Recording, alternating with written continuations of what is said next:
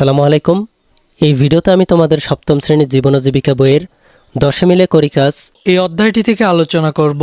আজকের এই ভিডিওটি খুবই ইন্টারেস্টিং, তাই আমার চ্যানেলে যারা নতুন রয়েছেন তাদেরকে সাবস্ক্রাইব করার একটি ছোট্ট অনুরোধ থাকবে। आपके सामने एक बड़ा सा रेड बटन है।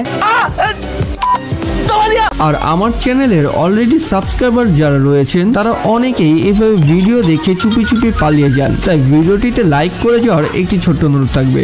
শুভ কাজ যত তাড়াতাড়ি সম্পন্ন হয় ততই মঙ্গল। আচ্ছা ঠিক আছে, আপনাদের অনেক ধন্যবাদ। এখানে সমস্যা একে বলা হয়েছে শিপ্রা সব বিষয়ে একটু খামখেয়ালি এবং উদাসীন।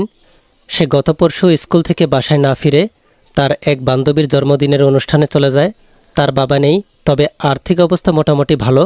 মা তার জন্য অপেক্ষা করতে করতে একসময় অস্থির হয়ে ওঠেন।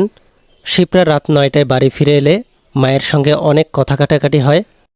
কথা কাটাকাটির এক পর্যায়ে মা খেপে গিয়ে সিদ্ধান্ত নেন তিনি শিপ্রাকে আর স্কুলে যেতে দেবেন না। শিপ্রাও খেপে গিয়ে বলে সে আর কোনোদিন স্কুলে যাবে না, বান্ধবীর সাথেও কোনো যোগাযোগ রাখবে না। এরপর এখানে একটি প্রশ্ন দেওয়া আছে।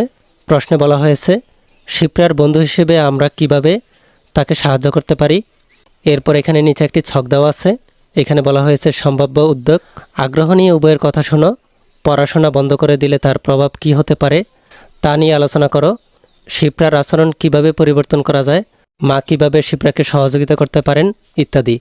আমরা এখন এই প্রশ্নটির উত্তর দেখব। আমি তোমাদেরকে এই প্রশ্নটির নমুনা উত্তর দেখিয়ে দিচ্ছি। আমি শম্পা, শিপ্রার সাথে সপ্তম শ্রেণীতে পড়ি। আমার আরও কয়েকজন বন্ধু আছে, সোনিয়া, তানিয়া, শিউলি, জলি, রুমা ও লক্ষ্মী। আমরা 7 জন খুব ভালো বন্ধু। হঠাৎ যখন আমরা শুনি শিপ্রার বাসায় এই সমস্যার কথা, তখন আমরা বাকি 6 জন বন্ধু মিলে সিদ্ধান্ত নেই শিপ্রার বাসায় যাব। বাসায় গিয়ে আমরা কিভাবে এই সমস্যার সমাধান করব তা আলোচনা করলাম। প্রথমেই শিপ্রার বাসায় গিয়ে শিপ্রা ও তার মায়ের কথা মনোযোগ সহকারে শুনব। কোন জায়গায় সমস্যা আগে খুঁজে বের করব। তারপর শিপ্রার মাকে খুব ভালোভাবে বোঝাতে হবে যে পড়াশোনা বন্ধ করার ক্ষতিকর দিক কী হতে পারে। এই ব্যাপারে আমরা একজন সম্মানিত শিক্ষককে সঙ্গে নিতে পারি, যাকে শিপ্রার মা অনেক সম্মান করেন। কারণ ছোট বলে আমাদের কথা হয়তো এত গুরুত্ব দিবেন না। সুন্দরভাবে বোঝানোর পর আমরা শিপ্রার সঙ্গেও আলোচনা করব। তাকে পড়াশোনায় মনোযোগী হতে বলবো। তাকেও শিক্ষাজীবনে গুরুত্ব ও শিক্ষা বন্ধ করে দিলে তার কী ক্ষতি হতে পারে তা বোঝাবো। আমাদের সঙ্গে আমাদের সম্মানিত শিক্ষকও থাকবেন, যিনি শিপ্রার কিছু আচরণগত সমস্যার কথা তুলে কিভাবে পরিবর্তন হতে পারে তার পরামর্শ দিবেন। এ ব্যাপারে তার মাকেও আরও সচেতন হতে হবে। মায়ের কি দায়িত্ব এ বিষয়ে আমাদের সম্মানিত শিক্ষক বুঝিয়ে বলবেন।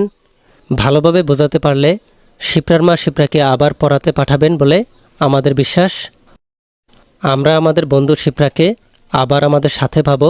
আচ্ছা ঠিক আছে। खत्म, बाय बाय, टाटा, गुड बाय, गया।